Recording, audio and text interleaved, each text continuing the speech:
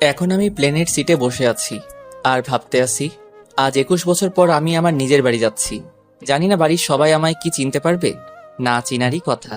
এত বছর পর আমি আমার জন্মস্থানে যাচ্ছি, আমাকে দেখে তারা কি করবে, এই সব ভাবতে ভাবতে পাশের সিট থেকে একটা সুন্দর কোকিল কণ্ঠ আমার কানে ভেসে এলো। এই যে শুনছেন, আপনি মনে হয় বাঙালি। আমি পাশে তাকিয়ে দেখি 17-18 বছর বয়স হবে, একটা ডানা কাটা পরি, চোখ দুটি যেন হরিণী চোখ। তার দিকে তাকিয়ে থাকতে মন চায়। কেন এমন হচ্ছে আমার সাথে? আবার মেয়েটি বলল, আপনি কি বাঙালি? হ্যাঁ, আমি বাঙালি। তাহলে তো ভালোই হলো, আমরা কথা বলতে বলতে সময় পার করে দিতে পারি। হ্যাঁ অবশ্যই, কেন নয়। আমি কানিজ ফাতেমা নদী, সবাই আমাকে নদী বলেই ডাকে। আমি এবার এসএসসি পরীক্ষা দিয়েছি, রেজাল্টও ভালো হয়েছে। তবে এবার মনে হয় আমার আর পড়ালেখা করা হবে না। জানেন, আমার অনেক ইচ্ছা ছিল আমি লেখাপড়া করে ডাক্তার হব। আমি লেখাপড়া করে ডাক্তার হয়ে দেশের কাজ করব। ওহ, আমি এত বকবক করতাছি, আপনি একটা কথাও বলতাছেন না যে? মনে হয় আমার কথায় বোর ফিল করতেছেন। আসলে তা নয়, তোমার কথাই শুনতেছি। আপনি একটা বোকা মানুষ। আমি একটা মেয়ে হয়ে নিজের পরিচয় দিলাম, আর আপনি একটা ছেলে হয়েও আপনার নামটাই বললেন না। ও সরি, আমি জামাল ইসলাম জালাল। আমার আরেকটি নাম ফয়সাল। আমার পরিবারের সবাই আমাকে ফয়সাল বলেই ডাকে। আমি আইটি বিভাগের কম্পিউটার ইঞ্জিনিয়ার পদে বর্তমানে আছি। ও আচ্ছা, আপনার কয় ছেলে মেয়ে? আসলে আমি এখনো বিয়ে করিনি, তাই ছেলে মেয়ের কথা অনেক দূর। আপনার মতো সুন্দর মানুষ এখনো বিয়ে করেনি, বিশ্বাস হয় না। আসলে আমার বিয়ে করার বিষয়ে কোনো আগ্রহ নেই, তাই বিয়ে করি নাই। এখন তো 38 বছরের বুড়ো হয়ে গেছি। বাস্তবে কিন্তু আমার বয়স 18 বছর। ভাবছি আর বিয়ে শাদী করবো না। কি বলেন আপনি? আপনি তো এখনো যুবক আছেন, যে কোনো মেয়ে আপনাকে দেখে পাগল হয়ে যাবে। আরে আপনি একটু বেশি বলেন। আচ্ছা, আপনার বাসা কই? আমার বাসা মোহাম্মদপুর। আমি এখান থেকে সোজা আমার নানু বাড়ি ফরিদপুরে যাব। কি, ফরিদপুর? কি হলো, আপনি ফরিদপুরের নাম শুনে এমন করলেন কেন? আসলে এমনি ফরিদপুরের নামটা শুনে আবেগের বশে বলে ফেলছি। আনমনা ভাবে ফরিদপুরের পুরনো সেই স্মৃতিগুলো মনে এখনো ভেসে বেড়ায়। আর কোন সময় চোখের কোণায় পানি চলে আইছে সেটা খেয়াল ছিল না। হঠাৎ, এই যে আপনার কি হলো, চোখের কোণায় পানি কেন? কোথায়? হাতের কোণই দিয়ে মুছে। আপনি কি আমায় বোকা পাইছেন? আসলে একটা স্মৃতি মনে উঠলো, তাই। প্লিজ প্লিজ বলেন না, কিসের জন্য আপনি কান্না করছেন? ও পুরানো স্মৃতি না বলাই ভালো। আপনি কি জানেন, মনের কষ্ট কারোর সাথে শেয়ার করলে মন হালকা হয়ে যায়? তাই প্লিজ বলেন না আপনার কষ্টের কাহিনী। এত যখন শুনতে যাচ্ছেন তাহলে শুনুন। 21 বছরের পিছনের ফ্ল্যাশব্যাকে যাই। আজ আমার এসএসসি রেজাল্ট দিবে, তাই সকাল সকাল স্কুলে গিয়ে রেজাল্টের জন্য অপেক্ষা করতেছি।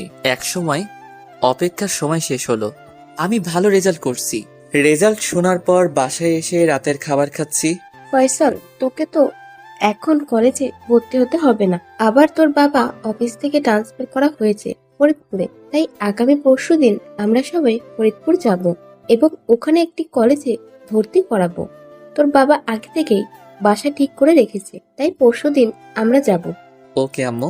একদিন আমাদের কিভাবে কেটে গেল ভাবতেই পারিনি। সকালে ঘুম থেকে উঠে বাসার সকল জিনিস নিয়ে রওনা হলাম ফরিদপুরে নতুন বাসার উদ্দেশ্যে। নতুন বাসায় এসে মাথা নিচু করে সিঁড়ি বেয়ে উপরে উঠছি। হঠাৎ একটা তার খাম্বার সাথে ধাক্কা খেয়ে পড়ে গেলাম। পড়ার কারণে চোখে ময়লা গেল, মেজাজ তো ফুল গরম হয়ে গেল। চোখ বন্ধ করে জোরে বললাম, কোন শালারে সিঁড়ির মাঝখানে তার খাম্বি রাখছে? হঠাৎ আকস্মিকভাবে আমার গালে ঠাস ঠাস ঠাস 3টা চড় পড়লো। ভাবতে পারিনি এমন কিছু হবে। চোখ ডলতে ডলতে তাকিয়ে দেখি, এ তো তার খাম্বি না, এ তো আস্ত একটা হুড়পড়ি, যে কিনা স্বয়ং আসমান থেকে মনে হয় পাতালে নেমেছে। দেশটা কি খারাপের দিকে যাচ্ছে? পিচ্ছি পোলাপানা বড় আপুদের সম্মান করা দূরের কথা, গায়ে পড়ে ইচ্ছা করে। আপু, আমি ইচ্ছে করে তো ধাক্কা দেই নাই। কি আর কব, কোনো কিছু কইলেই বর্তমানে একটি কথাই বলে, আমি ইচ্ছে করে দেই নাই। আপু, কাউকে দেখে তার চরিত্র নিয়ে কথা বলবেন না। আরে তোর মতো ছেলেদের হাড়ে হাড়ে চিনি, তোরা হলে পিচ্ছি হারামি। আপু, মেজাজ গরম আছে, কথাবার্তা ঠিক মতো বলেন। আরে তোর সাথে কি ভালো মতো কথা বলবো? সুন্দরী মেয়ে দেখলে লুচ্চামি শুরু কইরা দেস, বড় ছোট দেখোস না। আরে আইসেন কোন থেকে আপনি? আপনি যদি সুন্দরী হন তাহলে পেতনি বুড়িকে দেখা যায় বুড়ির মতো, আবার সবার কাছে সুন্দরী সাজতে চায়। এই পিচ্ছি, তুই কি কইলি? আমাকে বুড়ির মতো দেখা যায়? হ্যাঁ, যা সত্যি তাই কইছি। আপনি কি করবেন? সাহস থাকলে আমার কাছে আয়, দেখ আমি কি করতে পারি। দেখি আপনার দৌড়। ঠাস ঠাস ঠাস, একসাথে 4টা পড়লো আমার গালে। এটা কি হলো? দেখছস আমি কি করতে পারি? এমনি মেজাজটা গরম ছিল, তার উপর চড় দিল। রাগটাকে কন্ট্রোল না করতে পেরে আমিও দিলাম ঠাস ঠাস ঠাস 3টা। বড় বলে একটা কম দিলাম। আর শোনেন, আপনার ফেস পেতনির মতো এবং আপনার মনটাও পেতনিদের মতো। আর 2টা দেবনি। না, সামনের থেকে সরবেন। আর কেউ কে না জেনে শুনে বললে এমন অনেক ছোটদের কাছ থেকে খেতে হবে। পাশ কাটিয়ে উপরে যাচ্ছি, আর পিছন থেকে তোরে আমি দেখে নিব তুই তামান্নার গালে থাপ্পড় দিছস। এই তামান্না কি জিনিস তুই হাড়ে হাড়ে টের পাবি। চিল্লাইয়ে চিল্লাইয়ে বলে চলে গেল। আমি উপরে উঠতে উঠতে ভাবতেছি, মেয়েটিকে মারা কি উচিত হলো? না, মারছি ঠিক করেছি। বড় বইলা ছাড় দেব কে? অন্যায় করছে, সাজা পাইছে, অপরিচিত একটা ছেলের সাথে এমন ব্যবহার করবে ভাবতে পারিনি। মেয়েটা আসলে অনেক সুন্দরী, যে কেউ দেখলেই ক্রাশ খাবে। শালার এমন সুন্দরী মাইয়ার ব্যবহার এতই খারাপ হবে ভাবতে পারি নাই। রুমের কাছে চলে এলাম। কি রে ফয়সাল, তুই এতক্ষণ কই ছিলিস? একটা বজ্জাতের সাথে ঝগড়া কইরা আইলাম। তুই তো দেশটারে উদ্ধার কইরা আইলি। ওই পাশের রুমটা তোর, ওইখানে যা সবকিছু গোছা গিয়ে। আচ্ছা আম্মু, রুমটা তো অনেক বড়। রুমটা সাজানো শুরু করলাম। রুম গোছাতে গোছাতে কোন সময় সন্ধ্যা হয়ে গেছে টেরই পাইনি। এর মধ্যে আম্মু, বাবা তোর হলো, চল রাতের খাবার খেয়ে আসি। আম্মু তুই কোন সময় রান্না করলা? আরে গাধা, আজ বাড়ির মালিকদের বাসায় রাতে খাবার খেতে যেতে বলেছে। ও আচ্ছা, তাহলে চলো। আমাদের বাসা 3 তলায়। বাসার মালিক 2য় তলায় থাকে, আর আমরা 3য় তলায়। রুম দেখে বেরিয়ে মালিকের বাসায় গিয়ে কলিং বেল বাজালাম। কিছুক্ষণ পরে একজন মধ্যবয়সের মহিলা দরজা খুলল। মনে হয় এই আন্টি বাসার মালিক। আসসালামু আলাইকুম আন্টি। ওয়ালাইকুম আসসালাম। বাবা তুমি কে? কাকে চাও? আন্টি আমি ফয়সাল, আপনাদের 3 তলায় নতুন উঠেছি। ও, তোমার বাবা মা আসে নাই? তারা আসতেছে আন্টি। তুমি রুমটা ঘুরে ঘুরে দেখো বাবা, আমি একটু রুমের কাজ করে আসি। ঠিক আছে। আন্টি চলে গেল। রুমটা ভালো মতো করে দেখতে দেখতে একটা রুমের কাছে গিয়ে দরজা খোলা ছিল। ভিতরে যা দেখলাম আমি অবাক হয়ে এক ধ্যানে দাঁড়িয়ে রইলাম। আমি কি দেখলাম জানেন? একটা ডানা কাটা পড়ি রুমের ভিতর টাওয়েল জড়িয়ে ফ্রেশ হচ্ছিল। আহা, কি তার দেহের আকৃতি বলে আপনাদের বোঝাতে পারবো না। সবচেয়ে তার কাঁধের মাঝখানের তিলটা আমায় বেশি আকৃষ্ট করছে। এক ধ্যানে তাকিয়ে রয়েছি। হঠাৎ আমার মোবাইলে একটা কল আসলো। রিংটংয়ের শব্দে মেয়েটি পিছন ফিরে তাকালো। আমি তো অবাক। এটা কি সকালে সেই ঝগড়াটে মেয়ে তামান্না? আমাকে দেখে সে রাগের চোটে নিজের অবস্থা ভুলে যায়, আর আমার কাছে এসে রাগ দেখিয়ে, ফাজিল ছেলে, তুই আমার রুমে কিভাবে এলি? আমার সাথে আবার ঝগড়া করার জন্য আমার পিছু লাগছস? দাঁড়া, তোর একদিন কি না হলে আমার একদিন। আরে বেশি কথা না বলে নিজের দিকে তাকান। নিজে কি অবস্থায় আছেন তার দিকে নজর না দিয়ে আইছে আমার সাথে ঝগড়া করতে। তামান্না নিজের দিকে চেয়ে আ করে একটা চিৎকার দিয়ে দরজাটা লাগিয়ে দিল। আমি সঙ্গে সঙ্গে দিলাম একটা দৌড়।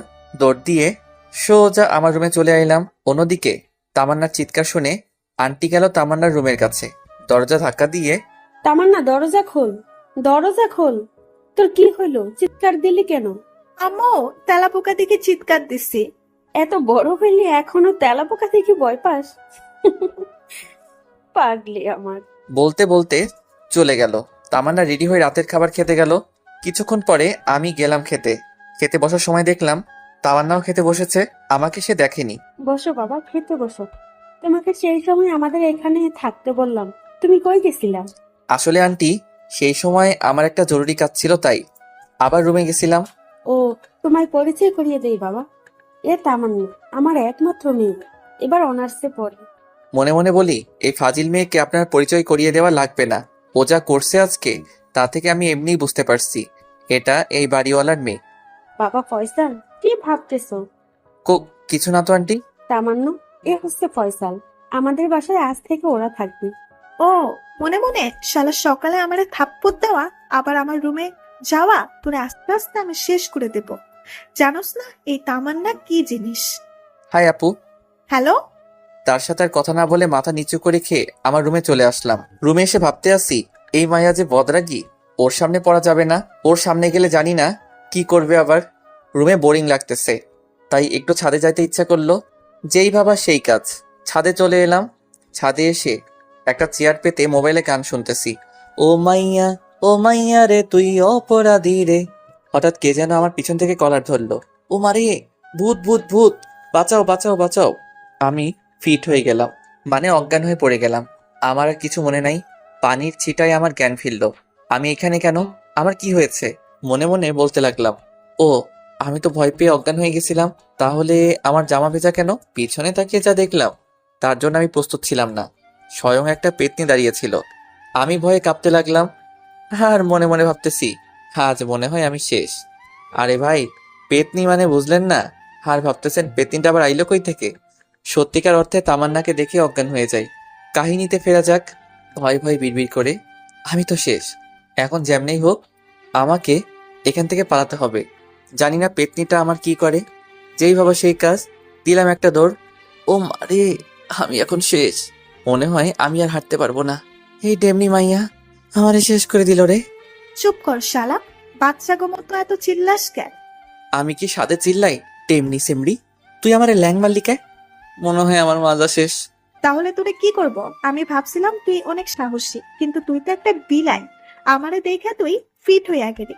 তোরে আজ আমি সারছি না চান্দু। তোর মতো পেতনিকে হঠাৎ কেউ দেখলে এমনি মানুষ মারা যাবে। সেখানে তো আমি খালি অজ্ঞান হয়ে গেছি। এই লুচ্চা, তুই কি করলি? আমি পেতনি? দাঁড়া, এই পেতনি আজ তোর ঘাড় মটকাবে। আমাকে পেতনি বলা? কথাবার্তা ঠিক মতো বলেন, না হলে আমি কিন্তু। তুই কি করবি? হ্যাঁ, তোর লজ্জা শরম আছে নি? লুকিয়ে তোর বড় আপুদের ড্রেস চেঞ্জ করে দেখোস, আবার বড় কথা বলস। আহ, আমার খাইয়া কোনো কাজ নাই, মেয়েদের ড্রেস চেঞ্জ করা দেখবো। এ তুই এত সাথর? তাহলে আমার রুমের ওইখানে কি করতে গেছিলি? ও ওইটা, আমাকে তো আন্টি রুম ঘুরে ঘুরে দেখতে বলেছিল, তাই ঘুরে ঘুরে দেখতেছিলাম। হঠাৎ আপনাকে যে অবস্থায় দেখলাম ভাবতেই পারি নাই। আর আপনি ড্রেস চেঞ্জ করার সময় দরজা লক করবেন না? ওই আমি দরজা লক করতে ভুলে গেছিলাম, তাই বইলা তুই ওইখানে থাকবি আর তুই কোনো কিছু দেখোসনি? জানেন তো, বাঙালি ফাও কিছু পাইলে নতুন জামায় আলকাতরাও নিতে পারে। সেখানে আমি তো বাঙালি জাতির অপমান করতে পারি না। আর শোনেন, আপনার ওই জিনিসটা কিন্তু একদম সেই লাগছে। ও ওই জিনিস মানে কোনটা? ওই যে আপনার পিঠের তিলটা, সেই একদম, যে কেউ দেখলে টাসকি খেয়ে যাবে। তুই আর কিছু দেখোসনি? দেখলে প্লিজ কাউকে বলিস না। এই তো সুযোগ তোমাকে বাগে পাওয়ার। চান্দু, তুমি এবার বুঝবা ফয়সাল কি জিনিস। আমি তো ভাবছি সবাইকে ঢোল পিটিয়ে বলবো। লক্ষ্মী, তুই ভালো পোলা, তুই তো অনেক কিউট একটা পোলা। বলিস না কাউকে অত তেল মারা লাগবে না, আমি তো সবাইকে বলবোই বলবো। প্লিজ। কাউকে কিছু বলিস না, আমি তোকে আর কিচ্ছু বলবো না। আর তুই যা বলবি আমি তাই করব। এই তো চান্দু, লাইনে আইসো। আমি রাজি আছি এক শর্তে। তোর শর্তে আমি রাজি। তুই যা করতে বলবি আমি তাই করব। সত্যি তো? যা করতে বলবো তাই করবা? সত্যি। ওকে, আমার শর্ত হচ্ছে আমি আপনার ওই কমলা ঠোঁটে একটা কিস করব, তাতেই হবে। প্লিজ, অন্য কিছু চা। তোর টাকা লাগলে টাকা দেব। আমার অন্য কিছু চাই না, আপনি দিলে দেন, না দিলে আমি এখনই সবাইকে বলে দেব। এই বলে হাঁটা শুরু করলাম। অন্যদিকে এই দাঁড়া বলে দৌড়িয়ে এসে আমার ঠোঁটের সাথে তার ঠোঁট এক করে দিল। আহা, কি সেই ফিলিংস বলে বোঝাতে পারবো না। প্রায় 1 মিনিট ধরে কিস করছিল। হঠাৎ তামান্না সেরি লজ্জা পেয়ে দৌড় দিয়ে তার রুমে গেল চলে। আমি ওইখানে দাঁড়িয়েই ভাবতেছি একটু আগে আমার সাথে কি হলো, মনে করতে করতে হাসতেছিলাম। এইসব ভাবতে ভাবতে রুমে এসে ঘুমানোর জন্য খাটে গেলাম, কিন্তু ঘুম আর হলো না। খালি একটু আগে কি হলো সেই চিন্তাই করতেছিলাম। এত সহজে এইসব হবে ভাবতেই পারিনি। আর ওই সময় এত ভালো লাগতেছিল। আরে ভাই, ভালো লাগবেই না কেন? ফার্স্ট টাইম তো, তাই আর কি। এইসব ভাবতে ভাবতে কখন যে ঘুমিয়ে পড়ছি সেটা আর মনে নাই। সকালে আম্মুর ডাকে, ওই ফয়সাল, তাড়াতাড়ি ওঠ বাবা, আজকে তোর নতুন কলেজ যাবি না? কলেজের কথা মনে পড়ার সাথে সাথে ঘুম থেকে উঠে ফ্রেশ হয়ে কিছু খেয়ে বের হব। ও আপনাদের তো বলাই হলো না, আব্বু এখানে এসে আমার ভর্তির ব্যবস্থা করে গেছে। খাবার খেয়ে রুম থেকে যেই বের হব দেখি তামান্না রিক্সার জন্য দাঁড়িয়ে আছে। এই যে আপু, শুনছেন? আমাকে কি আমার কলেজে একটু নামিয়ে দেবেন? কেন, তুই কি একা চাইতে পারস না? আসলে রাত কি হয়েছে ওকে দেখে বোঝা যায় না। মনে হয় কিছুই হয়নি, একদম সাধারণ ব্যবহার। আসলে আমি এই এলাকায় নতুন তো, তাই কিছু চিনি না, একটু চিনিয়ে দিলে ভালো হতো। আমি পারবো না, অন্য আরেকজনকে গিয়ে বল তোকে দেখিয়ে দিতে। আপু, একটা নতুন গান বানাইলাম, শুনবেন? আমার কোনো কাজ নেই তোর গান শুনবো, ভাগ এখান থেকে। গানটা যদি শুনেন তাহলে এখনই চলে যাব, না হলে আপনার পিছ ছাড়বো না। ঠিক আছে, তবে গান বলার পরে তুই এখান থেকে চলে যাবি। ওকে, কি গান গাওয়া যায়? ও পাইছি, লেটস স্টার্ট নাও। ও তিল রে তুই অপরাধী রে। থাম থাম, তোর আর গান গাওয়া লাগবে না, চল তোর কলেজ দিয়ে আসি।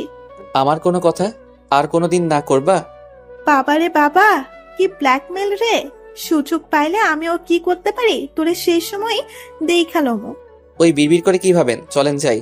কো কো কিছু না তো, তাড়াতাড়ি একটা রিক্সা ডাক, না হলে দেরি হয়ে যাবে না। দাঁড়াও, দেখতেছি কি করা যায়। ওই দেখ রিক্সা আইতাছে, ওইটারে তাড়াতাড়ি ডাক। ওই মামা, এদিকে আসেন তো। মামা, রাজেন্দ্র কলেজে যাবেন? আপনাদের তো বলাই হলো না, তামান্না যেই কলেজে পড়ে সেই কলেজে আমি ভর্তি হয়েছি। আপু, তুমি ওঠো আগে। তুই আরেকটি রিক্সা নিয়ে আয়, আমি যাই। মানে কি? আমি রিক্সা ডাক দিলাম আর আমাকে আপনি উঠতে দিবেন না? সে কি করে হয়? আমার দেরি হয়ে যাচ্ছে। থাক, আপনার সাথে আমি যাব না। আপনি রিক্সা থেকে নামেন দেখি, আমি একলা একলা যেতে পারবো। কি হইল, নামেন না কেন? বুঝলাম, রিক্সা ডাক দেয়া মনে হয় বিশ্ব জয় করছস। থাক, তোর আর অন্য রিক্সায় যাওয়া লাগবে না, ওঠ। যেই বলা শেষ অমনি উঠে পড়লাম। মামা চলেন। রিক্সা চলছে অনেক গতিতে। হঠাৎ খেয়াল করলাম আপুর চুলগুলো হাওয়ায় ভাসতেছে। কি অপরূপ সেই দৃশ্য! যেন ডানা কাটা পরি আমার পাশে বসে রয়েছে। হরিণী চোখ যেন আমায় পাগল করে দিয়েছে। সেই অপরূপ পরীকে দেখে মনে হয় আমি তার দিকে চেয়ে 1000 বছর পার করে দেই। রূপালী কেশে সন্ধ্যা তারার মাঝে যেন তার হাত ধরে হাঁটতে পারি চিরজীবন। পলকহীন তার চাহনিতে মনে হয় হাজারো নয়ন তারা আগমন করেছে। তাহাকে মনে হয় 1000 বছর ধরে চিনি। তাহার দেহের মিষ্টি গন্ধে মনে হয় হারিয়ে যাই। হঠাৎ তামান্নার কণ্ঠে, এই যে হ্যাবলা, দেখা শেষ হলে নামেন, আমরা চলে আসছি। ও, কিভাবে যে সময় শেষ হলো বুঝতেই পারলাম না। বেশি কিছু না, ভাড়া দিয়ে ভেতরে চল। টাকা দিয়ে তামান্নার সাথে ভিতরে গেলাম। ও এম জি, আপু দেখছনি কলেজের ভিতর কত সুন্দর সুন্দর মাইয়া। তুই আবার ফাসলামে শুরু করছস? চল চল ক্লাসে চল। আর শোন, ক্লাসে গিয়ে ভেতরে কোনো ফাসলামি করবি না। আর সবচেয়ে বড় কথা, তুই কোনো মেয়ের সাথে কথা বলবি না, বললে তোর খবর আছে। আর ক্লাস শেষ হলে আমাকে সঙ্গে নিয়ে যাবি। আসবার সময় তো আমাকে নিয়ে আসতে চাইছিলেন না, আর এখন আবার সঙ্গে নিয়ে যাবার কন, মানে কি? সেটা তোর বোঝা লাগবে না। কিছুদিন ধরে আমাকে কিছু ছেলেরা ডিস্টার্ব করে, তাই বলছিলাম আর কি। তুই যদি না নিয়ে যাস তাহলে আন্টির কাছে নালিশ করব, কিন্তু উল্টাপাল্টা কিছু। আমাকে আর থ্রেড দেয়া লাগবে না, ক্লাস শেষ হলে অপেক্ষা কইরেন, ওকে? মনে থাকে জানো। একটা মুচকি হাসি দিয়ে চলে গেল। ক্লাসরুমে ক্লাসের ফাঁকে ওইসব কথা ভাবতে লাগলাম। এই মেয়ের আবার কি হইলো বুঝলাম না, যে আমাকে দেখতেই পারে না, আমার সাথে খালি ঝগড়া করে, আজ এত ভালো ব্যবহার করতেছে, আর যাওয়ার সময় মুচকি হাসি দিল কেন? যাই কর না কেন, ওর হাসিটা আমার কাছে সেই ভালো লাগছিল, বলে বোঝাতে পারবো না। এইসব ভাবতে ভাবতে কোন সময় ক্লাস শেষ হয়ে গেছে সেই দিকে খেয়াল নাই। ও মনে পড়ছে, আমাকে তো ক্লাস শেষ হওয়ার পর তার জন্য দাঁড়াতে বলছে। যাই তাড়াতাড়ি, যে দেখি সেখানে কেউ নেই। মনে হয় তার ক্লাস শেষ হয়নি, তার জন্য মনে হয় অপেক্ষা করতে হবে। মোবাইলটা বের করে একটু ফেসবুকে যাই। যেই ভাবা সেই কাজ। ফেসবুকের ভিতরে ঢুকে দেখে অনেকে কমেন্ট করছে, কমেন্টগুলো পড়তেছি আর মনে মনে হাসতেছি, কারণ কাল একটা জোক পোস্ট করেছিলাম। পোস্টটা ছিল, আগে আমি খুব সুন্দর আর কিউট ছিলাম, এখন কিছু মেয়েদের নজরে পড়ে কালা হয়ে গেছি। এটা দেখে অনেক মেয়েরা কমেন্ট করছে, আহারে, ইস, সর্বনাশ হলো তোর। আর মনে মনে হাসছিলাম। হঠাৎ একটা কণ্ঠ ভেসে এলে, এই যে শুনছেন? পিছন ফিরে তাকিয়ে দেখি একটা শ্যামলা বর্ণের মেয়ে। চেহারা খারাপ না। জি, আমাকে বলছেন? এখানে আপনি ছাড়া কেউ আছে নাকি? হ্যাঁ, আছি তো। একটু ভালো করে খেয়াল করে দেখেন, দেখবেন অনেককেই দেখতে পাবেন। কই, এখানে আপনি ছাড়া তো কেউ নেই। কে বললো আর কেউ নেই? ওই দেখুন, আমার সামনে আর আপনার পিছনে একটা সুন্দরী মেয়ে দাঁড়িয়ে আছে, আর ওই যে আমার ঠিক ডানে একটা হ্যান্ডসাম ছেলে দাঁড়িয়ে আছে। এখন কিভাবে বুঝবো যে আপনি আমাকে বলছেন? আমার সাথে পার্ট পারছেন? শুনুন, ওইসব পার্ট আমার সাথে যায় না।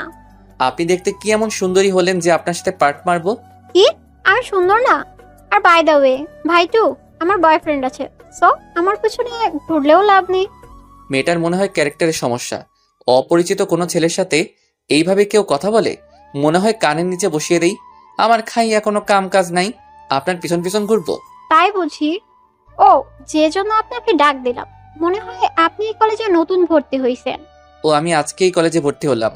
আপনাকে যখন ক্লাসে দেখলাম আপনি অনেক নিরিবিলি রয়েছেন, তাই মনে করলাম আপনি নতুন। ও তাহলে তো আমরা ক্লাসমেট, তাই না? হুম।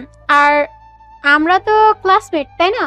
আপনি আপনি বললে কেমন যেন লাগে, তাই তুমি করে বললে ভালো হতো। এটা ঠিক বলছো। আমারও কেমন আমারও কেমন যেন লাগে, বুড়ো বুড়ো লাগে। কথা তো অনেক বললাম, আমরা কি ফ্রেন্ড হতে পারি? কেন নয়? আর আমরা তো ক্লাসমেট, তাই অনেকের সুবিধাও হবে। আমি ফারজানা আক্তার প্রিয়া, সবাই আমায় প্রিয়া বলেই ডাকে, বলেই হাত বাড়িয়ে দিলাম। আমি ফয়সাল, বলে যখন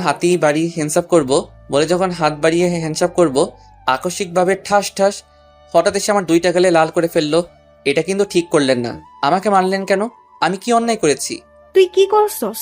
তুই জানোস না মেয়ে দেখলেই লুচ্চামি শুরু করে দিস, তাই না? তো লুচ্চামি আমি শেষ করে দেব। আপু আসলে কথা বলতে দিল না।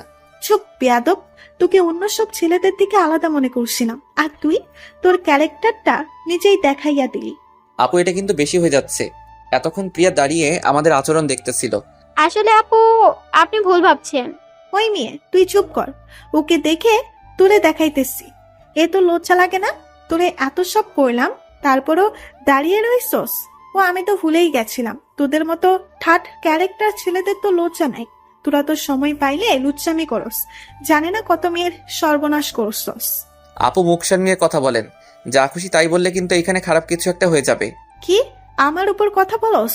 তোর সাহস তো কম না। ঠাস ঠাস ঠাস। বেয়াদব মেয়ে, বড় হইছস বলে আর কিছু বললাম না। আমি ক্যারেক্টার লেস না লুইচ্চা হই, তাতে আপনার কি? বলে হনহন করে চলে আসলাম।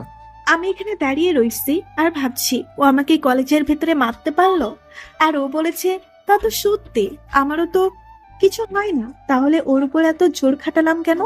আপু, ও কিছু বলবা? সরি আপু, দোষ আমারই।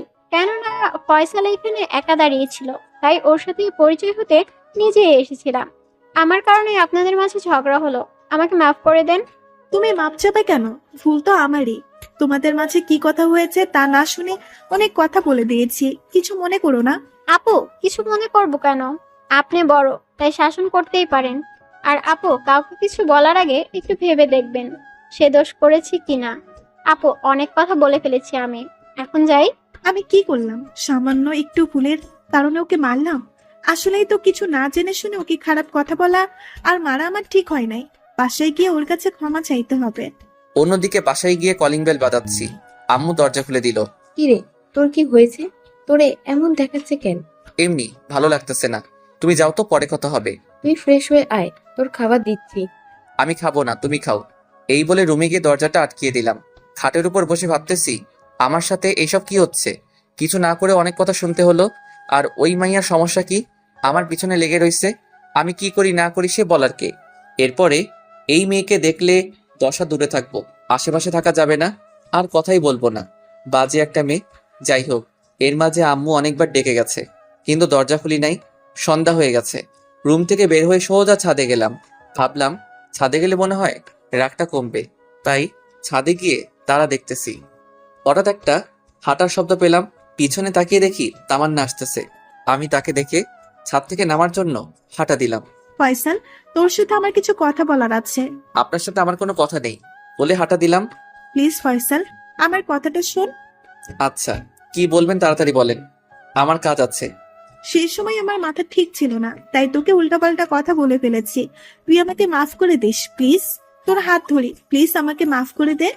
আপনি কি করতেছেন? লুচ্চা ছেলেদের কাছে কেউ মাপ চায় নাকি? ঠাস ঠাস। আপনার লজ্জা করে না? থার্ড ক্লাস লুচ্চকে একটা লেস ছেলের হাত ধরেন বলে ছাদ থেকে নেমে পড়লাম। রুমে এসে ভাবতে লাগলাম এটা একটু মনে হয় আমি বেশি করে ফেললাম। সে তো আমার কাছে ক্ষমা চাইছেই, মাপ করলেই তো পারতাম। আবার মারছি। আমি কি ঠিক করছি? আমার উপর অধিকার খাটায় কেন? সে কি আমার কিছু হয়? আমি অন্য কারোর সাথে কথা বললে তার কেন গায়ে বাজে? আমার উপর এত অধিকার খাটায় কেন? তাহলে কি সে আমায় পছন্দ করে? না না না, এটা কোনোদিন সম্ভব না। সে আমার অনেক বড়, আর সবচেয়ে বড় কথা সে বাসার মালিকের মেয়ে। ধ্যাৎ, আমি এসব কি ভাবি? এটা কোনোদিন সম্ভব হবে না। তার চাইতে আমি তাকে এড়িয়ে চলবো, সেটাই ভালো। কেননা এড়িয়ে চললে তার সাথে ঝগড়া বাঁধবে না, তাই ভালো। কাল থেকে সে তার মতো আর আমি আমার মতো, তার সাথে দেখা হলেও কথা বলবো না। অন্যদিকে ও আমাকে মারতে পারলো সামান্য একটা ভুল বুঝার কারণে? না, ও ঠিকই করেছে। আমার সাথে অন্য কোনো ছেলে হলে ওর চাইতে বেশি করতো। মনে হয় আমার উপরে অনেক রাগ রয়েছে। রাগ থাকবে নাই বা কেন? আমি যে ওকে উল্টাপাল্টা অনেক কথা বলেছি, ও কি আমাকে বোঝে না যে আমি ওর উপর এত অধিকার খাটাই কেন? ও যদি আমাকে ক্ষমা না করে তাহলে নিজেকে আমি ক্ষমা করতে পারবো না। সকালবেলা আম্মুর ডাকে ঘুম ভাঙলো। ফয়সাল বাবা, তাড়াতাড়ি ওঠ, কলেজে যাবি না? আর একটু ঘুমাই আম্মু। তাড়াতাড়ি ওঠ, 8:30 বেজে গেছে। কি 8:30? বিছানা থেকে উঠে জলদি ফ্রেশ হয়ে নাস্তা করে কলেজের উদ্দেশ্য করে রওনা দিলাম। যে দেখি তামান্না একটা রিক্সা নিয়ে আগেই দাঁড়িয়ে রয়েছে। কিরে, দাঁড়িয়ে রয়েছিস কেন? রিক্সায় ওঠ, চাবি না? কোনো কথা না বলে অন্য আরেকটি রিক্সা নিয়ে সোজা কলেজের উদ্দেশ্যে রওনা হলাম। তামান্না মনে হয় এটা আশা করে নাই, ভাবছিল সকালে মনে হয় সব ঠিক হয়ে যাবে, তাই আগে থেকেই আমার জন্য দাঁড়িয়েছিল। কলেজে পৌঁছিয়ে দেখি প্রিয়া কলেজ গেটে কারোর জন্য অপেক্ষা করতেছে। রিক্সা থেকে নেমে, কিরে তুই কি তোর বয়ফ্রেন্ডের জন্য অপেক্ষা করতেছিস নি? আরে ফাজলামি বন্ধ কর দি। আমি আবার কই ফাইজলামি করছি? তুই এভাবে দাঁড়িয়ে রইছস তাই মনে করলাম। আরে আমি তো তোর জন্যই অপেক্ষা করতেছিলাম। আমার জন্য? হাসাইলি। আর সবচেয়ে বড় কথা, তোরে যদি তোর বয়ফ্রেন্ড দেখে তুই আমার জন্য অপেক্ষা করতেছস, তাহলে তোর বয়ফ্রেন্ড মাইন্ড করবে। পিছন থেকে, কিরে ফয়সাল, তোর জন্য দাঁড়িয়ে রইলাম আর তুই আমার সাথে আইলি না কেন? সেটা আমার বিষয়। আমি কার সাথে যাব না যাব আপনাকে বলতে হবে নি। প্লিজ ফয়সাল, আর রাগ করে থাকিস না, আমাকে মাফ করে দে। দরকার পড়লে আমি তোর পায়ে পড়ি, প্লিজ তবুও মাফ করে দে। এই বলে আমার পা ধরতে বসে গেছে। এসব কি করতেছেন? ছাড়েন ছাড়েন, মানুষ দেখতেছে। দেখলে দেখুক কেন, তুই মাফ না করলে আমি এখান থেকে উঠবো না। আপনি কি পাগলামি শুরু করে দিছেন? আর অনেক আগেই আমি আপনাকে মাফ করে দিছি বলার সাথে সাথে জড়িয়ে ধরলো। আপনি কি করতেছেন? দেখেন মানুষজন কিভাবে আমাদের দিকে তাকিয়ে রয়েছে। লজ্জা পেয়ে ছাড়িয়ে নিল। চল ভেতরে চল। আপনি যান, আমি প্রিয়ার সাথে কিছু জরুরি কথা বলে আসতেছি। আচ্ছা তাড়াতাড়ি আসিস, বলে চলে গেলাম। কিরে প্রিয়া, কি বলার জন্য এতক্ষণ দাঁড়িয়ে রইলি? বললে বল, না বলে ভিতরে চল। আসলে তোর কাছে আমার একটা মিথ্যা কথা বলেছিলাম। কি? তুই আবার কি মিথ্যা কথা বলছিলি? আসলে আমার কোনো বয়ফ্রেন্ড নাই। সেদিন তোর কাছে মিথ্যা বলেছিলাম। সেদিন তোকে দেখে ভালো ছেলে মনে হলো, তাই তোর সাথে নিজেই পরিচয় হতে আসি। আর তোরে পরীক্ষা করার জন্য তোকে বলেছিলাম যে আমার বয়ফ্রেন্ড আছে।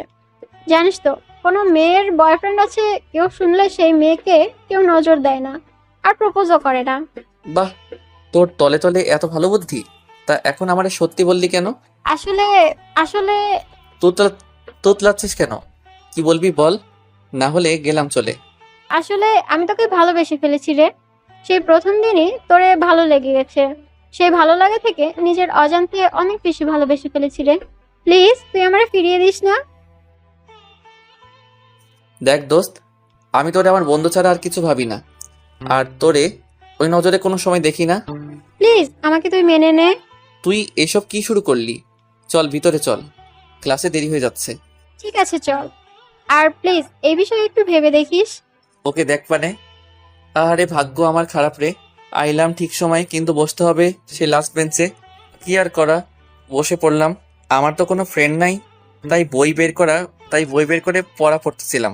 হঠাৎ শুনতে পেলাম, এই যে ভাই, আমার একটু বসতে দেবেন? কোনো বেঞ্চ ফাঁকা নেই, শুধু এটা ছাড়া। ও সরি, বসুন। ধন্যবাদ। আমরা কি ফ্রেন্ড হতে পারি? অবশ্যই, কেন নয়। আমি আমিনুর, আর আপনি? আমরা যখন ফ্রেন্ড তাহলে শুধু তুই তোকারি করে বললে খুশি হব। আর আমি ফয়সাল। এইভাবে পরিচয় হয়ে গেল। কথা বলার মাঝে প্রিয়ার দিকে একবার তাকিয়ে দেখি আমার দিকে এক দৃষ্টিতে তাকিয়ে রয়েছে। পলক পড়ার কোনো নাম নেই আমার চোখের। ওর চোখ যেন আমার চোখে ওর চোখ যখন পড়লো তখন ও সঙ্গে সঙ্গে মাথা নিচু করে ফেলছে। প্রফেসর ক্লাস নিতে চলে আইছে, তাই ক্লাসের ভিতরে মন দিলাম। ক্লাসটা ভালোই হলো। ক্লাস শেষে, কিরে তুই এখানে আর কতক্ষণ বসে থাকবি? পরবর্তী ক্লাস হতে এখন অনেক সময়, চল একটু মাঠে গিয়ে বসি। ওকে চল।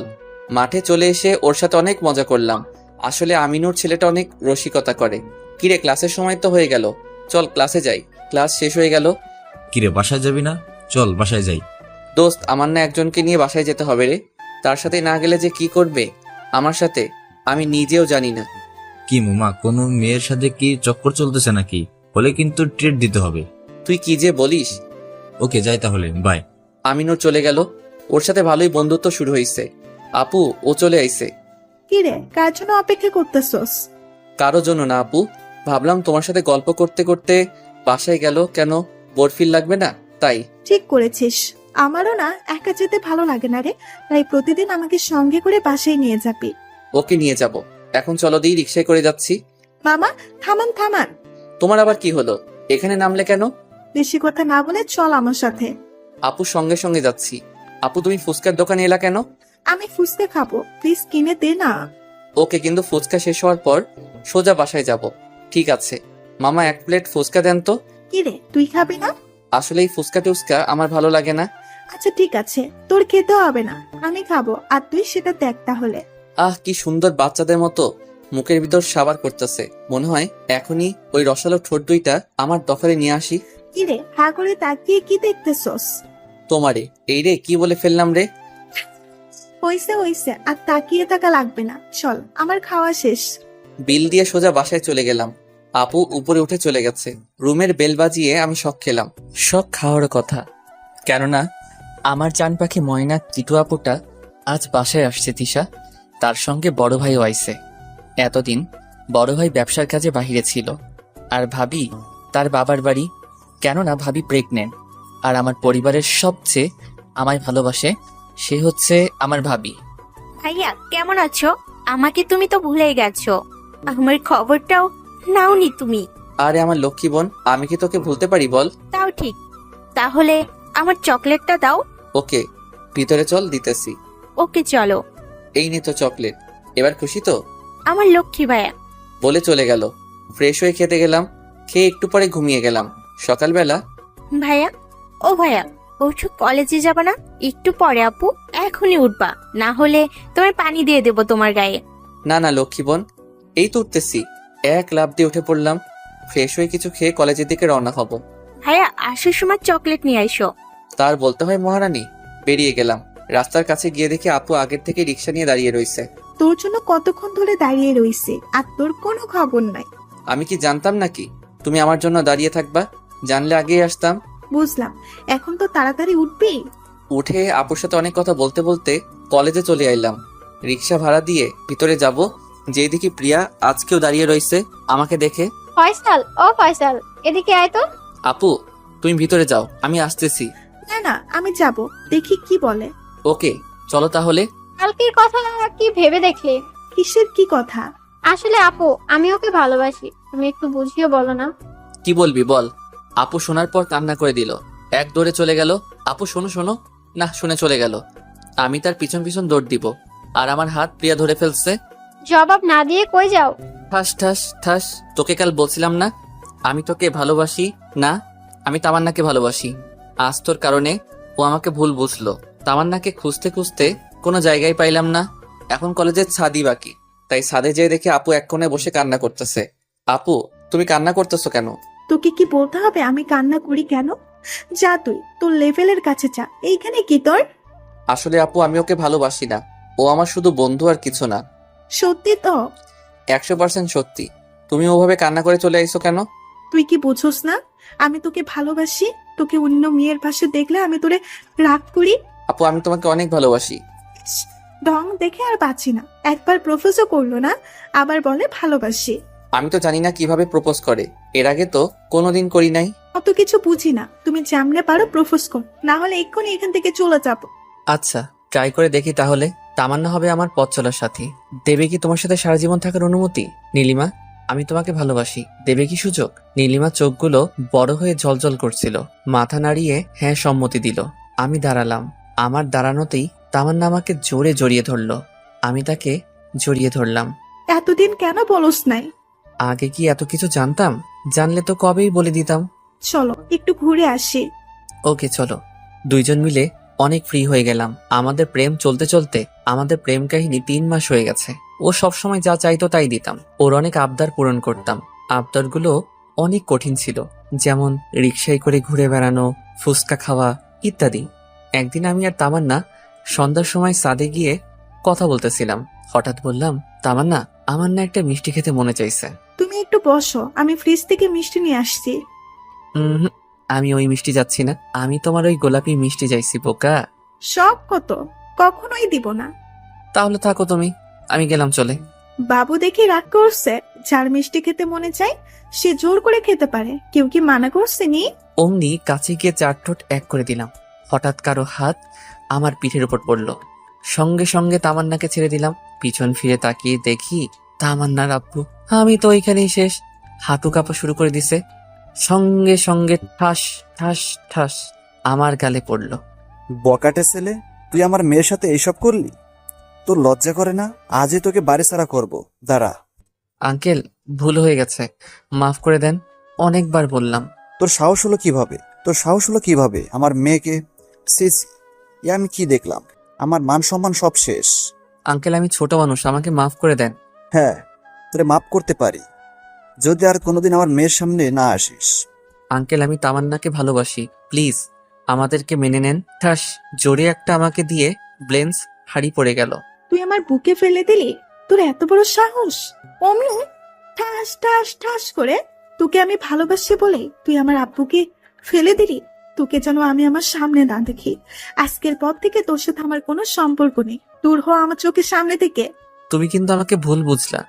তোকে যেতে বলছি না, লম্পট! আর এক মুহূর্ত না দেরি করে চলে এলাম রুমে। রাত ভরে চোখের পানি দিয়ে বালিশ ভিজালাম। সকালবেলা আম্মুর একটা জরুরি কাজ পড়ে গেল, তাই আমাকে জোর করে মার্কেটে পাঠালো। যেতে মন না চাইলেও যেতে হলো। আমিনুরকে সঙ্গে নিয়ে আমরা মার্কেটে যাচ্ছিলাম। হঠাৎ দেখতে পেলাম রাস্তার ওই পাশে কিছু মানুষের ভিড়। আমিও গেলাম। তারপর যা দেখলাম তা দেখে আমি একদম স্তব্ধ হয়ে গেলাম। এখানে মারাত্মক অ্যাক্সিডেন্ট হয়েছে। একটি লোকের অনেক ক্ষতি হয়েছে। মনে হয় লোকটিকে কিছুক্ষণের মধ্যে হসপিটালে না নিলে বাঁচবে না, কিন্তু কেউ লোকটিকে নিচ্ছে না। সবাই ছবি তুলছে আর ভিডিও করতেছে। এটা হয়তো গল্প, কিন্তু বাস্তবে এরকম অনেক উদাহরণ আছে। আমি লোকটির কাছে গেলাম। এইটা তো তামান্নার বাবা। উনি আমাকে বললেন, বাবা আমাকে বাঁচাও, আমি মারা গেলে আমার পরিবারের সবাই অসহায় হয়ে যাবে। তারপর তিনি আর কিছু বলতে পারেনি। আমি আর আমিনুর তাকে নিয়ে সোজা হসপিটালে চলে গেলাম। তারপর ডাক্তার দেখালাম। কিছুক্ষণ পর ডাক্তার বেরিয়ে আসলো। ডাক্তার, পেশেন্টের কি খবর? দেখেন, এই মুহূর্তে কিছু বলা যাচ্ছে না। রোগীর অবস্থা অনেক সিরিয়াস। জলদি অপারেশন আর 2 ব্যাগ রক্ত না হলে রোগীকে বাঁচানো যাবে না। আপনি রোগীর কি হন? যাই হই না কেন, আপনি এখন বলেন রক্তের গ্রুপ কি, আর অপারেশন করতে কত টাকা লাগবে? রক্তের গ্রুপ বি প্লাস, আর অপারেশন করতে লাগবে আপাতত 4 লক্ষ। অনেক কষ্টে 1 ব্যাগ রক্ত জোগাড় করলাম, আর আমি 1 ব্যাগ দিলাম। এবার টাকা পাই কই? টাকাগুলো আমাকে জোগাড় করতে হবে। তামান্নার পরিবারের এত জলদি টাকা দিতে পারবে না, তাই আমি সোজা বাসায় চলে আসলাম আর আব্বুর রুমে চলে গেলাম। আব্বু এই সময় অফিসে থাকে, আম্মু রান্নাঘরে। আমি গিয়ে আব্বুর বালিশের নিচ থেকে আলমারির চাবিটা নিলাম। সেখান থেকে 5 লক্ষ টাকা নিলাম। আর এত কিছু চিন্তা করার সময় নাই। আমি তারপর হসপিটালে চলে গেলাম। 4 লক্ষ টাকা অপারেশনের জন্য, আর 1 লক্ষ টাকা অন্য খরচ যতদিন হসপিটালে থাকে। তারপর ওনার অপারেশন শুরু হলো। আমিনুর ওনার মোবাইলটি নিয়ে ওনার বাড়িতে ফোন দিল। দেখলাম প্রথমে তামান্নার নাম্বারটি। এত কিছু চিন্তা না করে ফোন দিতে বললাম। রিসিভ হলো। হ্যালো আব্বু। আমি আপনার আব্বু না, উনি অ্যাক্সিডেন্ট হয়েছে, তাড়াতাড়ি হসপিটালে আসেন। আমিনুরকে বসিয়ে কিছু ওষুধ আনতে নিচে গেলাম। যখন আমি ওষুধ আনতে নিচে গেলাম তখন দেখলাম তামান্না উপরে যাচ্ছে কান্না করতে করতে। ওষুধ কিনে নিয়ে উপরে চলে গেলাম। উপরে গিয়ে যা দেখলাম তা দেখে আমি একেবারে অবাক হয়ে গেলাম। কার জন্য এত কিছু করলাম? আমি উপরে গেলাম। সেখানে গিয়ে যা দেখলাম তা দেখে আমার উপর আকাশ ভেঙে পড়ল। আমি দেখলাম তামান্না অন্য একটি ছেলের কাঁধে মাথা রেখে কাঁদছে। ব্যাপারটা বুঝতে পারলাম না। আপনারাও মনে হয় বুঝতে পারেননি। তাহলে বুঝাই। এর আগে শরীফুল তামান্নাকে 3 বার প্রপোজ করছে, রাজি হয় নাই। আর এখন যা দেখলাম সেটা কেমনে সম্ভব সেটাও বুঝিয়ে বলি। তামান্না যখন উপরে গেল, গিয়ে সোজা ডাক্তারের রুমে যায়। ডাক্তার, আমার বাবা কোথায়? টেনশন করবেন না, আপনার বাবার অপারেশন হচ্ছে। আর বাইরে যে লোকটি দাঁড়িয়ে আছে উনি আপনার বাবাকে হসপিটালে নিয়ে এনেছেন, এবং রক্তসহ অপারেশনের ও সব খরচের টাকা উনিই দিয়েছেন। তারপর তামান্না আর শরীফুল কথা হয়, বাকিটা জানি না। আমি আর আমিনুর আসার সাথেই শরীফুল তামান্নাকে আমাদের সাথে পরিচয় করানোর জন্য আমাদের দিকে আসে। তামান্না, এই হচ্ছে আমিনুর, আর পাশে যে দাঁড়িয়ে আছে সে তোমার বাবাকে। এবার তামান্না শরীফুলকে আর কথা বলতে না দিয়ে সে বলা শুরু করলো। বুঝতে পেরেছি, সে আমার বাবাকে অ্যাক্সিডেন্ট করেছে। আর কেন করেছে সেটাও ভালো করে বুঝতে পেরেছি। ওই দিন আমার বাবা তোকে থাপ্পড় আর বখাটে বলায় তুই আমার বাবাকে অ্যাক্সিডেন্ট করিয়েছিস। জোরে জোরে কথাগুলো বলছিল আর আশেপাশে অনেক মানুষ ছিল, সবাই শুনছিল। আর কথাটি মুহূর্তের মাঝে ভাইরাল হয়ে গেল, কিন্তু কেউ আসল কথাটি শুনছিল না। এদিকে তামান্নার বাবার অপারেশন চলছিল। আমাকে তামান্না আর ভিতরে যেতে দিল না। আমি অনেকবার বলতে চেয়েছি, কিন্তু তামান্না এবং শরীফুল বুঝতে চাইল না। শরীফুলও আমায় ভুল বুঝলো, ওর জন্য এত কিছু করলাম। আমি আর আমিনুর চলে আসলাম সেখান থেকে। আর এদিকে এই কথাটি অনেকভাবে ছড়িয়ে গেল আমাদের এলাকায়। যেহেতু আমার বাবা অনেক বড় অফিসে কাজ করে, তাই সবাই এক নামে চিনে, তাই কথাটি একটু বেশি ভাইরাল হলো। আমাদের দেশে এই একটা বাজে স্বভাব, ভালো কিছু ভাইরাল কম হয় আর খারাপ জিনিস ভাইরাল হয় বেশি। কিন্তু আমারটা তো খারাপ কোনো কিছু না, কিছুই বুঝতে পারলাম না। এদিকে কথাটি আমার বাবা ও ভাইয়ার কানেও গেল। আর এদিকে তামান্নার বাবার জ্ঞান ফিরছিল না। ডাক্তার বলেছে 7-8 দিন লাগবে উনি সুস্থ হয়ে কথা বলবে, কিন্তু উনি ছাড়া কেউ সত্যিটা জানে না, এবং শরীফুলও না। তবুও সে আমার পাশে ছিল, এটাই আসল বন্ধুত্ব। আর এদিকে আমায় আর কেউ দেখতে পারছিল না। সবাই আমায় দেখলে নানান কিছু বলা শুরু করেছে। আমি কাউকে কিছু বলছি না, ভিতরটা একদম ভেঙে চুরে একাকার হয়ে গেল। কি করলাম আর কি হলো? এই জন্যই তো কোনো এক মানুষ বলেছিল উপকারীকে বাঁকে খায়। আমার ক্ষেত্রেও তাই, ভালো করতে চাইলাম আর কি হলো। তারপর সারাদিন বাড়িতে যাইনি, রাত 9টার দিকে গেলাম। সারাদিন কিছু খাইনি। রাতে বাড়িতে গিয়ে তিশাকে বললাম ভাত দিতে, পেটে অনেক ক্ষুধা। তিশা ভাত দিল। আমি যেইমাত্র ভাত মুখে দিব, ঠিক তখন কেউ আমার মুখের ভাত কেড়ে নিয়ে ফেলে দিল। আমি মনে করেছিলাম আব্বু, কিন্তু ঘটনাটি তার উল্টো। আব্বুও না, কাজটি করেছিল আম্মু। আমি একদম অবাক হয়ে গেলাম, আম্মু এই কাজটা করতে পারলো? ঠিক তখন আব্বু আর ভাইয়া এসে বলল, এই বাড়ি ভাত তোর জন্য বন্ধ, আজ থেকে এই বাড়িতে থাকা তোর জন্য বন্ধ। কেন? তুই জানিস না কেন তুই এতটা নিচু? আমি আগে জানতাম না। একটা মেয়ের জন্য মেয়েটার বাবাকে গাড়ি চাপা দিয়েছিস। তুই আমার সন্তান, আমার ভাবতেও ঘৃণা করছে। দেখো আম্মু, তোমাদের কোথাও ভুল হচ্ছে। খবরদার, তোর ওই পাপি মুখে আর মা ডাকবি না। এবার বল, আমার আলমারি থেকে 5 লাখ টাকা কে নিয়েছে? আমি কিন্তু কিছু বলার আগেই ভাইয়া আর আব্বু এসে আমাকে 4-5টা চড় দিল আর বলছিল তুই একটা চোর, তোর মতো কোনো চোরের এই বাড়িতে জায়গা হবে না, তুই অনেক পাপ করেছিস। আর না, আমাকে এমনভাবে ভাইয়া আর বাবা চড় মারছিল, আর মা পাশে দাঁড়িয়েছিল, কিছু বলছে না। মনে হচ্ছে না আমি তার সন্তান। আব্বু আর ভাইয়া মারছে, এতটা কষ্ট লাগছে যতটা না কষ্ট লাগছে ওই মুখগুলো দেখে, যে মুখগুলো একসময় আমাকে কত আদর করত, আর আজ তারাই আমাকে এভাবে মারছে। আর আমার মা পাশে দাঁড়িয়ে আছে। এর থেকে কষ্টের দৃশ্য পৃথিবীতে আর হয় না।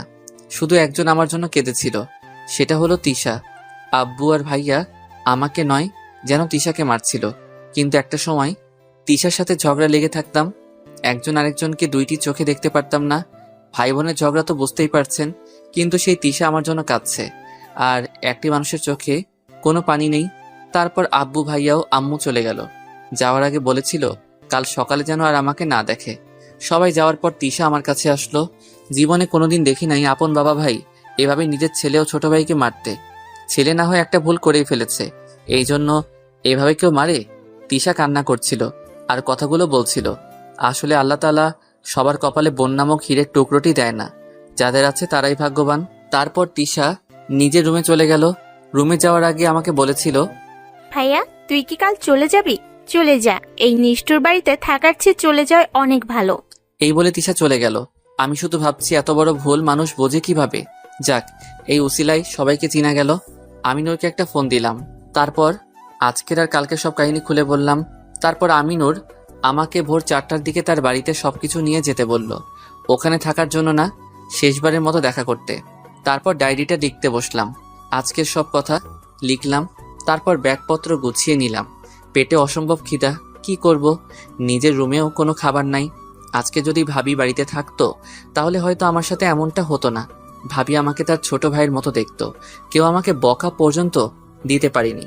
ভাবি সবসময় আমার পাশে থাকতো, আমার যত অন্যায় থাকুক না কেন। ভাবি তার বাবার বাড়িতে গিয়েছে, কিছুদিন হলো নিজের আম্মু যেখানে কিছু বলেনি সেখানে ভাবি তো অন্য কেউ। তারপর আম্মু, আব্বু আর ভাইয়ার উদ্দেশ্যে একটা চিঠি লিখলাম। চিঠির অবিকল অংশ ডায়েরিটাও তো লিখলাম।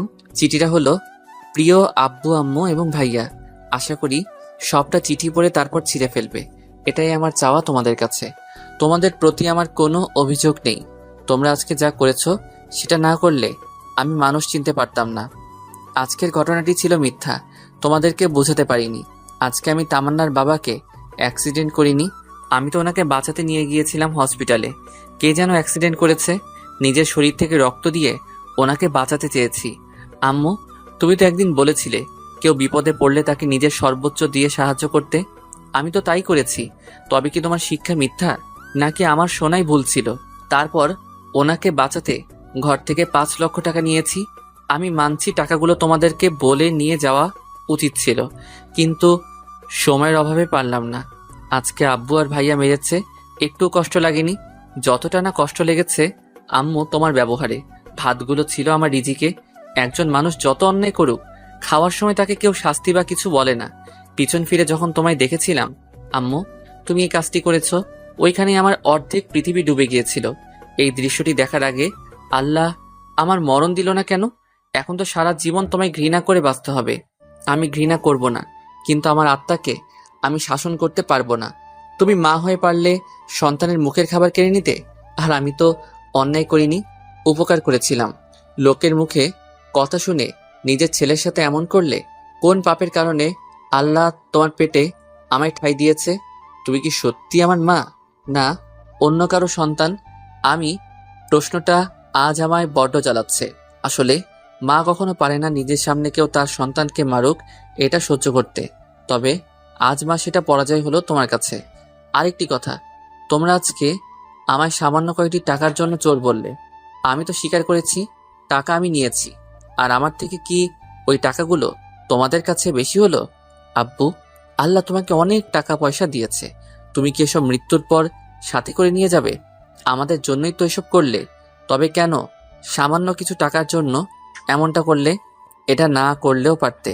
আল্লাহর কাছে প্রার্থনা করব যেন টাকাগুলো ঋণ শোধ করে মৃত্যুবরণ করতে পারি। সময় একদিন আসবে যখন তোমাদের ভুলটা বুঝতে পারবে। তবে এই চোর ছেলেটাকে আর পাশে পাবে না, কেউ আর চুরি করবে না। এই বাড়ি নিরাপদে টেনশন মুক্ত করে দিয়ে গেলাম তোমাদের। আর যাই হোক, আমি পাপী, আমার শাস্তি পেয়েছি। দয়া করে আমার ছোট বোনটার সাথে এমনটা করো না। আজকে যদি অন্য কোথাও যাওয়ার জায়গা থাকতো তাহলে ওকে নিয়ে যেতাম। এই বাড়িতে আমার ফুলের মতো পবিত্র বোনটাকে রেখে যেতাম না। আমি কোথায় যাব সেটাও জানি না, তবে আল্লাহর কাছে দোয়া করি আমার এই পাপী মুখ যেন আমি বেঁচে থাকতে তোমাদেরকে আর না দেখাই। চলে যাচ্ছি অজানার উদ্দেশ্যে। আমার খোঁজ কোনো দিনও করো না। আমি জানি তোমরা তোমাদের ভুল বুঝতে পারবে, সেদিন আর আমি থাকবো না। আর আম্মু, আজকে যেমন আমার জন্য একটু কাঁদনি, আমার মৃত্যুর খবর পেলেও কাঁদবে না। এটা আমার শেষ ইচ্ছা। আল্লাহ হাফেজ। ইতি, তোমাদের চোর ছেলে। আজকে থেকে এই ডায়েরিটাকে মুক্তি দিলাম। শেষ পাতাটি লিখতে চোখের পানি দিয়ে ভিজে গেল, সাক্ষী হয়ে থাকবে বলে। এবার বাস্তবে আসি। কথাগুলো শোনার পরে নদী আর কিছু বলতে পারছে না, তার চোখ ভিজে গেছে পানিতে। কান্না করতেছো কেন? এটা পরিস্থিতির শিকার। আমি ভাবতে পারি নাই যে আপনার কথাগুলো না শুনে আপনার পরিবার এমন বড় একটা ডিসিশন নিয়েছে। এরপর কি তামান্নার সাথে কথা হয়েছিল আপনার? না, ওর সাথে তো দূরের কথা, নিজের পরিবারের সাথেও কন্ট্যাক্ট হয়নি। আমিনুরের কাছে শুনেছিলাম আমি চলে যাওয়ার পর বাবা তামান্নাদের বাসা ছেড়ে দিয়ে গ্রামের বাড়ি গোপালগঞ্জে চলে গেছে। তারপর আর তাদের খবর পাওয়া হয়নি। আপনি চলে যাওয়ার পর কি হলো? আমি ওই রাতে চিঠিটা ড্রয়িং রুমে রেখে চলে আসছিলাম বাড়ি থেকে বের হয়ে। তারপর আমি আমিনুরের কাছে চলে আসলাম। আমি রাতে চট্টগ্রামে ট্রেনের টিকিট কেটে রেখেছিলাম। আমিনুর আমায় একটা চাকরির সিভি দিল আর 15,000 টাকা দিল, আর বলল, চাকরির পাশাপাশি তুই পড়ালেখাও করতে পারবি, শুধু একটা সমস্যা, তোকে বিদেশে চাকরি করতে হবে এবং ওইখানে থাকতে হবে। এটা কোনো ব্যাপার না, আমি রাজি। তারপর আমিনুরকে প্রথম থেকে আমার সবকিছু খুলে বললাম। আমিনুর আগে কিছু জানতো না, তবু আমার পাশে ছিল। তারপর রেদোয়ান একটা বাসার ঠিকানা দিল। রেদোয়ানের দেওয়ার ঠিকানায় গেলাম। একজন লোকের সাথে পরিচয় হলো আর আমাকে ওখান থেকে যেতে বলল।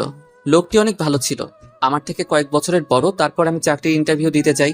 পরের দিন সব ঠিকঠাক মতো দিলাম, কিন্তু তারা বলল পরে যোগাযোগ করবে। আমি বুঝতে পারলাম এখানে আর চাকরি হবে না, ঘুষ লাগবে। তারপর সব ভাগ্যের উপর ছেড়ে দিলাম। আমি চিন্তা করলাম চাকরির আশায় বসে থাকলে হবে না। তারপর সাইদ ভাইয়ের সাথে যোগাযোগ করলাম। ওই লোকটির নাম সাইদ। তারপর সাইদ ভাই যে কাজ করতো আমিও সে কাজ করতাম। কাজটা একটু কঠিন ছিল, তবুও করছিলাম। এদিকে চাকরির আশা ছেড়ে দিয়েছিলাম। 7 দিন হয়ে গেছে, কোনো খবর নাই। তারপর একদিন অপরিচিত নাম্বার থেকে ফোন আসলো, আমার চাকরিটা নাকি হয়েছে। আমি অনেক খুশি হলাম। এই বিপদের দিনে কেউ পাশে না থাকলেও যে সৃষ্টি করেছে তিনি ঠিকই পাশে আছে। তারপর আর কি, ওইখান থেকে সোজা কানাডাতে কাজ শুরু করে দেই। কোম্পানিটা ভালো, আস্তে আস্তে আমিও উন্নত দিকে যাই। বাড়ির কথা মাঝে মাঝে মনে পড়তো, তবুও নিজেকে সামনে নিয়েছি। তামান্নার আর কোনো খবর নিছিলেন? একদিন আমিনুরকে কল দিয়ে তামান্নার খোঁজ নিতে চাইছিলাম। তারপর তুই আবার তার কথা কেমনে বলিস? ও তো শরীফুলকে নিয়ে ওর মতো ভালো আছে। মানে? তাইলে শোন, তুই চলে যাওয়ার 1 মাস পরে শরীফুল আর তামান্না আসে আমার কাছে। এই 1 মাস তামান্নার সাথে আমার কোনো যোগাযোগ হয়নি। আমি দুপুরে ঘুমিয়েছিলাম, তখন ওরা এসে আমাকে ডেকে তুলে। কি রে, কেমন আছিস? ভাই, আপনারা কি জন্য আমার কাছে আসছেন বলেন? আমি ঘুমাবো। ও আচ্ছা, এই নেই 2টা কার্ড। আগামীকাল আমাদের বিয়ের বৌভাত। বিয়ের সময় দাওয়াত দেই নাই, কেননা তোরা ঝামেলা করতে পারোস সেই জন্য। তুই আর তোর বন্ধু আসিস, হাজার হলেও তোদের সাথে অনেক দিন চলেছি। ওহ, দয়া দেখাতে আসছেন? আমি গরিব হতে পারি, তাই বলে কোনো বেইমানের বিয়ের বৌভাতে আমি যাইনি। আর এই কার্ড দুটি আপনার কাছে রেখে দেন, অন্য কাউকে দিলে কাজ হবে। আমি তো যাবই না, আর ফয়সালও নেই। কেন, আমি আবার কি করলাম? তোদের জন্য আজকে আমার বন্ধু আমাদের ছেড়ে চলে গেছে, ওর পরিবারটা ভেঙে গেছে। তোর শাস্তিও পেয়েছে। রাখেন আপনার শাস্তি। উপকার করতে চাইলে এটা শাস্তি? রাখেন আপনার শাস্তি। উপকার করতে চাইলো এটা শাস্তি? ফয়সাল কি ওই দিন আপনার বাবাকে অ্যাক্সিডেন্ট করেছে নাকি? ও তো তাকে রাস্তা পড়ে থাকতে দেখে হসপিটালে নিয়ে গিয়েছিল, নিজের শরীর থেকে রক্ত দিয়েছে, তারপর নিজের ঘর থেকে 5 লাখ টাকা নিয়েছে। কেন দিয়েছে জানেন? আপনাকে ভালোবাসে বলে। সে টাকার জন্য আজকে তাকে বাড়ি ছাড়তে হলো, পরিবারের কাছে চোর হলো। তাকে তার বাবা ভাই এই জন্য অনেক মেরেছে, তাকে বাড়ি থেকে তাড়িয়ে দিয়েছে। আর আপনি বলছেন তার শাস্তি সে পেয়েছে? ভালো, অনেক ভালো। কি বলছেন এসব? উনি এখন কোথায়? ওরে খুঁজে লাভ নেই, ও আর আসবে না। তুই কি সত্যি কথা বলতেছিস? এত সত্য মিথ্যা তোদের বোঝাতে পারবো না। তামান্নার বাবাকে গিয়ে জিজ্ঞেস কর, আর না হয় ডাক্তারকে গিয়ে। বিমান দেশে কোন সময় পৌঁছিয়েছে সেটার দিকে আর খেয়াল ছিল না। আমাদের তো নিজ নিজ গন্তব্যে যেতে হবে, তাই না? তা তো অবশ্যই। আবার দেখা হবে কবে? পৃথিবীটা তো অনেক ছোট, তাই ভাগ্যে থাকলে আবার দেখা হবে। ভালো থেকো বলে চলে এলাম। নদীর কাছ থেকে বিদায় নিয়ে বাস স্টেশনে এলাম। বসে আছি স্টেশনে, আর একটু পর বাস আসবে। প্রায় 21 বছর পর বাড়ির উদ্দেশ্যে রওনা হলাম। ছোট বোনটার বিয়ে, তাই মন মরা হয়ে বসে আছি স্টেশনের একটা বেঞ্চে। তারপর একটা মেয়ে হঠাৎ বলল, এই যে ভাই, একটু শোনেন। উপরের দিকে তাকাতে একটা শক খেলাম। একটা মেয়ে আমাকে ডাকছে, অনেক সুন্দর মেয়েটা। তাকাতেই ক্রাশ খেলাম, আবার নিচের দিকে চোখ করে ফেললাম। এসব আমার একদম ভালো লাগে না, মেয়েদের সাথে মিশতেই একদম ইচ্ছে করে না। তাই কথায় কান্না দিয়ে নিচের দিকে চেয়ে আছি। ওই, কানে শোনেন না নাকি? কি কিছু বলবেন? বলার জন্য তো ডাক দিলাম নাকি? জলদি বলেন। আপনার কাছে পানি হবে? না, মিথ্যা বললাম, কারণ যেটুকু পানি আছে আমারই লাগবে। আমার জন্য না, আমার ছোট ভাতিজিটার জন্য। গরম পড়েছে তো, আর একটাও দোকান খোলা নেই। আঙ্কেল, একটু পানি হবে? দেন না প্লিজ। পাশে দেখলাম ছোট একটা মেয়ে, অনেক সুইট, বয়স 5-6 বছর হবে।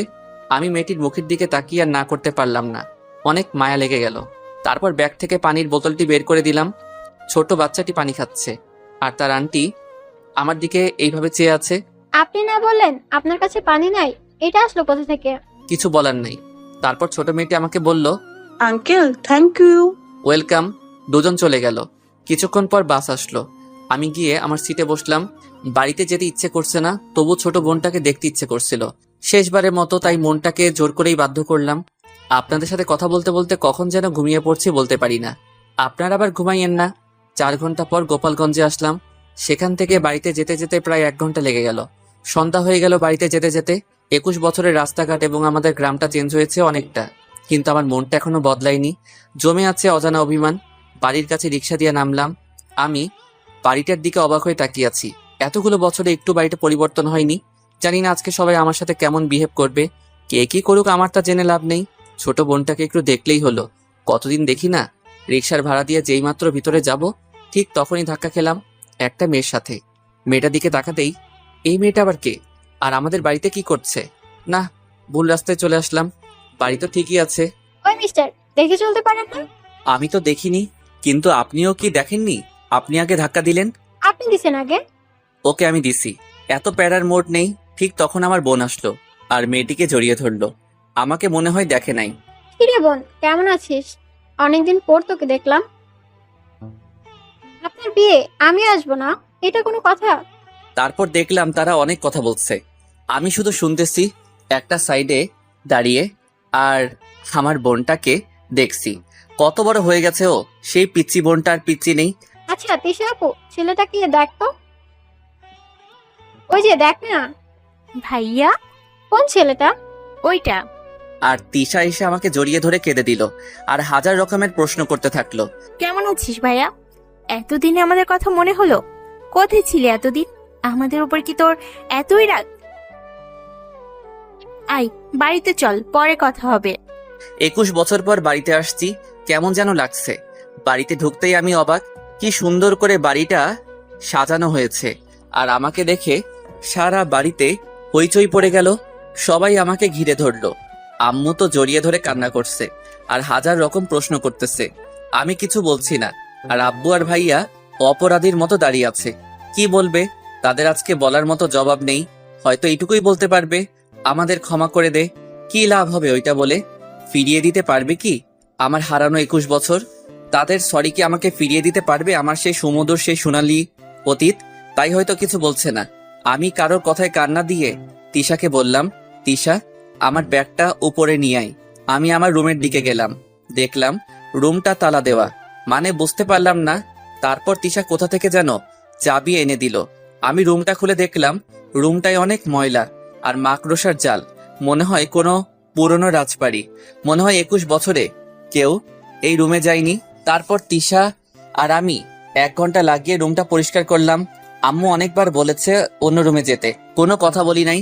আম্মু চলে যায়, আমি ফ্রেশ হয়ে রুমে বসে আছি, মনটা ভালো নেই। এখানে আসার পর আমার আগের কথাগুলো মনে পড়ে গেল। তারপর তিশা আসলো। তিশাকে দেখে মনে হয় না আর 2 দিন পর ওর বিয়ে, না যেন ওর বড় ভাই এর বিয়ে, ওই রকম আনন্দে আছে। মনে হয় আমাকে দেখে ওই দিকে কোনো খবর নেই। একটু বিশ্রাম নিলাম, অনেক ক্লান্ত লাগছে। খাবার খেতে ডাকছিল, কে শুনে কার কথা যায়নি। হঠাৎ করে মনে হলো আমার সেই ডায়েরিটার কথা, যেটাতে আমার সব অতীত নোট করা আছে। আমি যাওয়ার সময় ডায়েরিটা নিয়ে যাই, ব্যাগ থেকে ডায়েরিটা বের করলাম, তারপর একটু পড়লাম।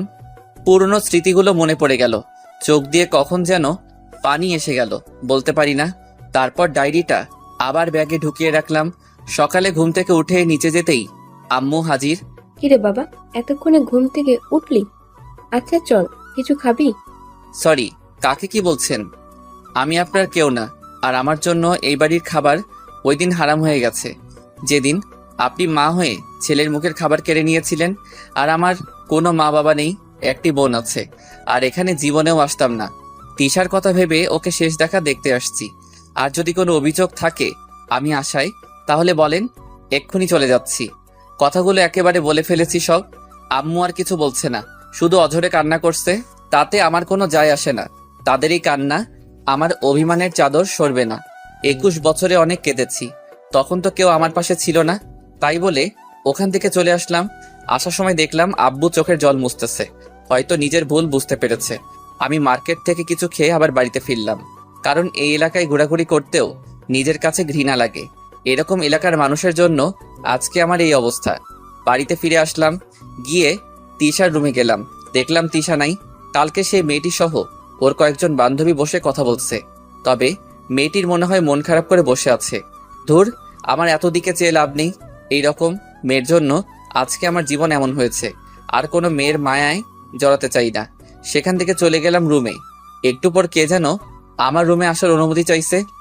আসতে পারি? আসেন। কি তারপর সাহেব, কি অবস্থা? ভাইয়ের কথা কি মনে আছে? সবার কথাই মনে আছে। তাহলে এতদিন খবরটা উনি কেন? বাড়ি থেকে তাড়িয়ে দিয়ে আবার খবর নেওয়ার কথা বলছেন। দেখো ফয়সাল, তোমার সাথে যেটা হচ্ছে সেটা ঠিক হয়নি। আমি বাড়িতে থাকলে এমনটা হতে দিতাম না। যেখানে নিজের বাবা মা তাড়িয়ে দিয়েছে সেখানে আপনাকে বিশ্বাস করব কি করে? তুমি বাড়ি থেকে চলে যাওয়ার 27 দিন পর আমি বাড়িতে আসি, আর তোমাকে ফোন দিলে তোমার মোবাইল বন্ধ থাকে, কাকু জিজ্ঞেস করলে কিছু বলে না। আর আমি বাড়িতে আসার পর জানতে পারলাম আসল ঘটনা। বিশ্বাস করো, তোমার ভাইয়ের সাথে এই নিয়ে 4 মাস রাগ করে তোমাদের বাড়িতে যায়নি, পরে নিজের ছেলে সন্তানের কথা চিন্তা করে আসছি। ও আচ্ছা, এখন যান, পরে কথা বলবো, আমি ঘুমাবো। সারাদিন তো ঘুমালে, এখন চলো খাবে। তোমার জন্য সবাই অপেক্ষা করছে।